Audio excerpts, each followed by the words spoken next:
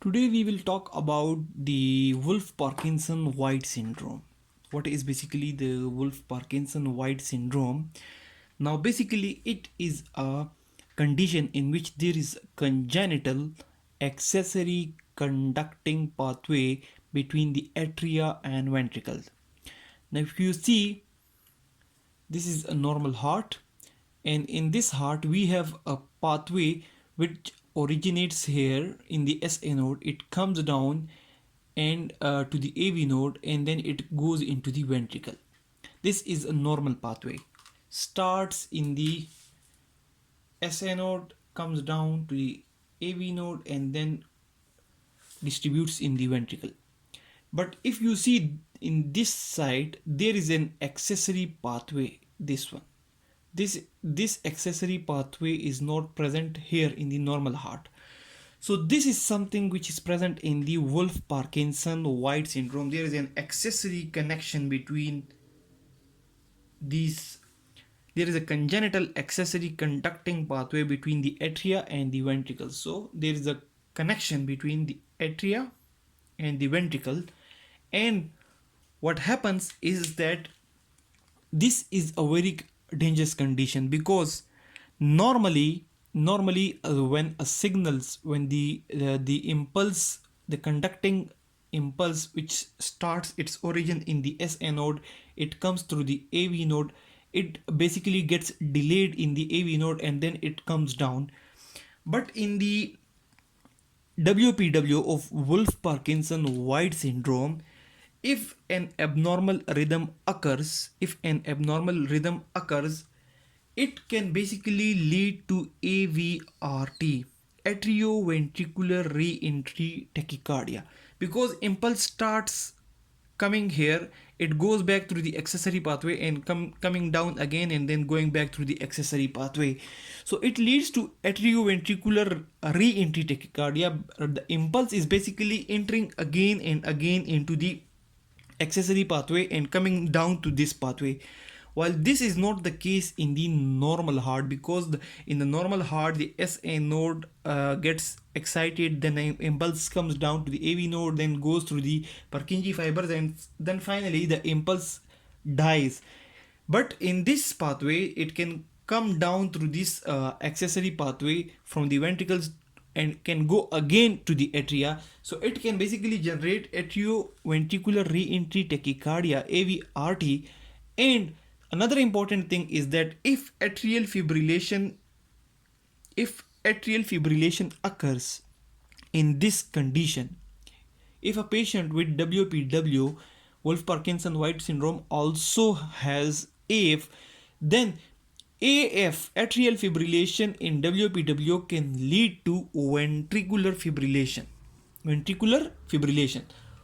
Now normally if atrial fibrillation occur, abnormal rhythms are occurring in the atria normally.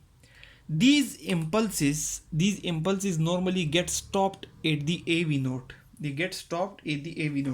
Normally if the atrial fibrillation occurs, abnormal impulses are generated in the atria, but they get stopped at the AV node. But what happens in the WPW is that these abnormal impulses can come through this accessory pathway, and a lot of impulses when come down to the ventricles, it can lead to ventricular fibrillation. And ventricular fibrillation is a very, very dangerous condition, because ventricular fibrillation leads to a condition in which the heart is just vibrating. It is not basically contracting, it is not basically pumping blood. So there is cardiac shock, and the patient can even die within a few seconds, because there is literally no contraction, no pumping of the blood. So atrial fibrillation in association with WPW can be very dangerous, because it can lead to ventricular fibrillation, and which, if not treated early, can lead to death. So this is the introduction. Basically, Wolf-Parkinson White syndrome is basically the presence of a congenitally extra accessory conducting pathway between atria and ventricle. Now, how these patients, basically Wolf-Parkinson White WPW, patients how they present. So they may present with palpitations, they may present with shortness of breath, they may present with chest discomfort, and they may present with multiple episodes of these symptoms. How it look like on the ECG? So when you do the ECG in a patient of a WPW, then the ECG will show that there is a short PR interval. The PR interval, this is basically the normal PR interval. Suppose, for example, this is the normal PR interval. In the Wolf-Parkinson White syndrome, this PR interval will be decreased, or there will be almost no PR interval. As you see, this is basically ECG of WPW. Here the P wave is basically, here you can see a small gap, and this is the PR interval. Here you do not see this gap. So this is basically short PR interval on ECG. And then there is wide QRS with slurred upstroke known as the delta waves. So this is the normal ECG. This QRS complex is not that much wide, but if you look at this QRS complex, this is very much wide. This complex is very much wide. So the QRS complex is very wide, and there is a slurred upstroke. Here you do not see any slurred upstroke. Here it is like this, but here you see a slurred upstroke, or the upstroke is like this one. So this slurred upstroke, basically it is known as the delta wave. Now, depending upon the side on which the accessory pathway is present, whether it is present on the right side or the left side, this may lead to left axis deviation. On ECG, there will be left axis deviation in the right-sided pathway. There will be left axis deviation in ECG on the right-sided pathway, which is basically type B WPW. And there will be right axis deviation in left-sided pathway. So if the accessory pathway is on the left side, there will be right axis deviation, and this is known as the type A WPW. And if this accessory pathway is on the right side, there will be left axis deviation on the ECG, and it will be considered as type B WPW. In type B or right sided pathway, there will be no R wave in V1. There will be no dominant R wave in V1. While in left sided pathway, which is basically type A WPW, there will be a dominant R wave in V1. Basically there are chest leads V1, V2, V3, V4. So there is a dominant R wave in V1 in the left sided pathway, or type A, in which there is a right axis deviation, and there is no dominant R wave in V1 in the right sided pathway, which is basically type B WPW. Now there are some associations.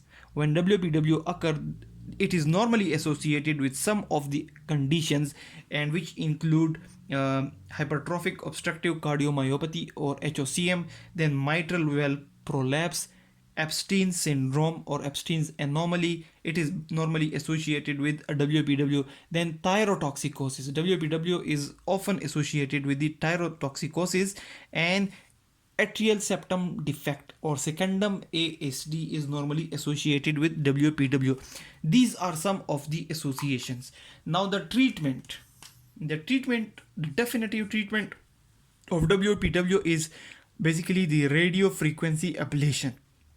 It is the definite treatment, and some medical treatments include basically the sotalol, amiodarone, and flecainide. They can be used for basically preventing the dangerous arrhythmias from occurring. So WPW or Wolf-Parkinson White syndrome is basically presence of extra pathway.